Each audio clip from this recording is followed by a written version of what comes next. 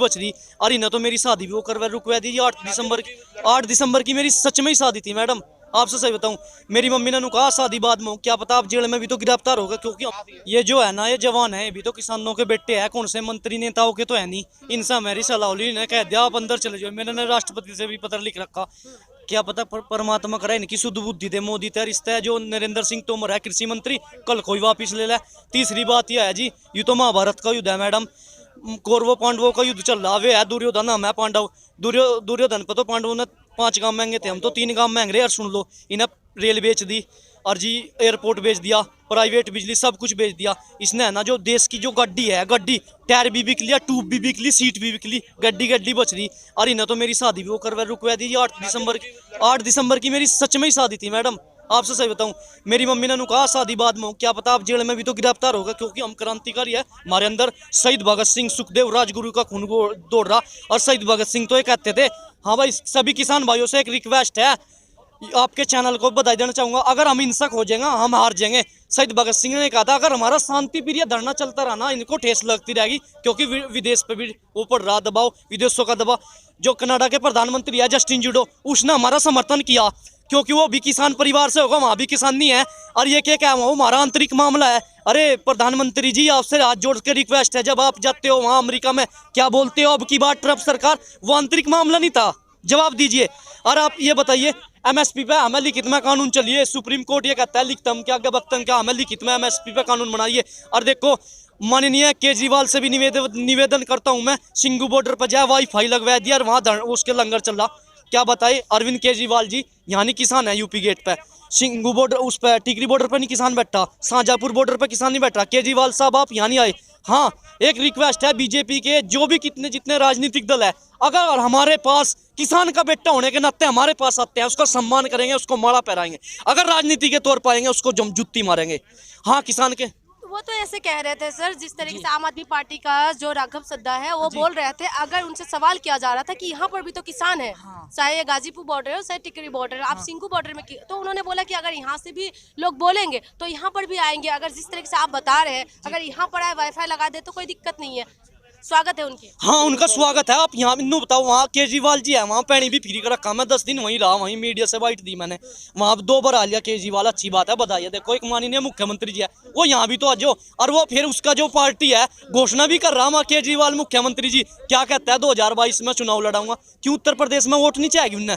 Vote भी तो हम लोग ही देंगे केजरीवाल जी, हम लोग ही तो पहुँचाएंगे आपकी पार्टी को। बहुत बड़ी बात है, मैं आपको बता दूं कि जिस तरीके से सिंगू बॉर्डर में वाईफाई की कनेक्शन दिया गया है दिल्ली सरकार की तरफ से, और उस तरह से जिस तरह राघव सद्दा को सवाल किया था, तो राघव सद्दा ये भी बोल रहे थे, अगर हमें टिकरी बॉर्डर या जिस तरीके से गाजीपुर बॉर्डर से अगर लोग बताए तो यहाँ पर भी वो उस तरीके की सुविधा देंगे। उनका ये कहना था, जिस तरीके से अभी भाई ने बताया कि यहाँ पर अगर वो आएंगे तो उनका स्वागत है, अगर उस तरीके से सुविधा यहाँ पर देंगे तो ये लोग लेने के लिए भी तैयार है। हाँ जी, बिल्कुल तैयार है, किसान के नाते आओ, कोई दिक्कत नहीं, मुख्यमंत्री आओ, राजनीति के लिए ना, राजनीति के नहीं, किसान के नाते तो हम, बीजेपी का एमपी भी आ जाएगा ना एमएलए, हम उसका भी सम्मान करेंगे। देखो, है तो मेरे देश के वे भी। और दूसरी बात है, चलो गलती होगी, तीनों काले कानून वापस ले लो।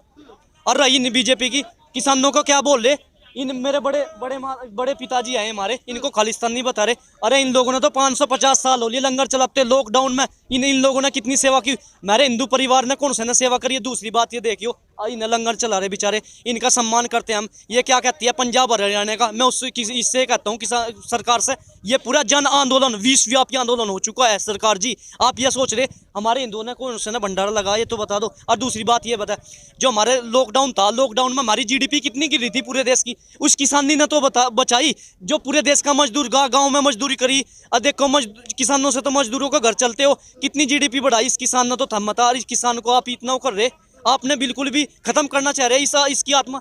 45 से ज्यादा मौत हो चुकी है मैडम। उन परिवारों पर क्या बीत रहा होगा, उन परिवार पर क्या बीत रहा होगा। जो ये लोग कहते हैं ना कि ये लंगर की, कई बार इन्होंने मतलब लंगर के बारे में भी कहा है कि यह कहाँ से फंडिंग हो रही है। ये गुरु नानक का लंगर है, फंडिंग ये किसानों के घरों से ही, हर किसान के घर से फसल आती है, धान गेहूँ आता है, उसी का सारा किसान का ही पैसा ये गुरुद्वारे वाले जो बाबा लोग हैं सब वो पैसा खर्च कर रहे हैं। रही बात, ये कौम ऐसी है, बहादुर कौम है। सीरिया में जब बम ब्लास्ट हुआ ना, वहाँ भी रोज़ बम पड़ते थे, तब भी वहाँ पर भी सिख लोगों ने जाके, खालसा एड वालों ने वहाँ पे भी लंगर लगाए थे।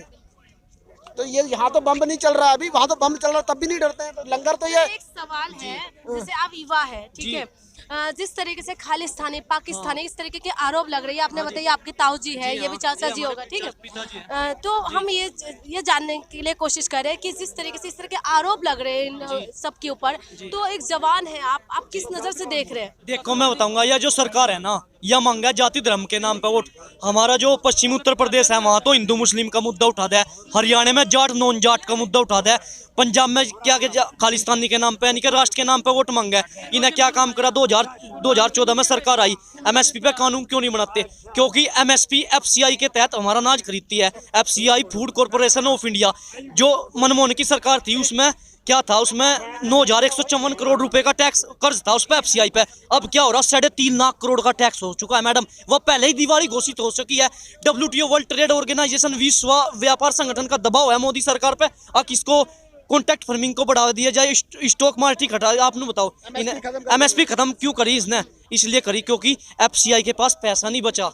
सरकार तो कह रहे कि एमएसपी हम खत्म नहीं हुआ, अभी भी है। देखो मैं बताऊंगा एमएसपी खत्म क्यों, आप ये बताओ। शाहजहांपुर में, इधर हरियाणा में एक इन्हें क्या काम कर रखा, 1800 रुपये है इनकी जो धान की जो एमएसपी लिख रखी, आज 800 रुपये में बिक्री आते में। जो स्वामीनाथन रिपोर्ट ये कहती है 1.5 गुना 1800 दे रखी थी। आप ये देखिए एमएसपी खत्म होती जा रही। हमारा देखिए आप आलू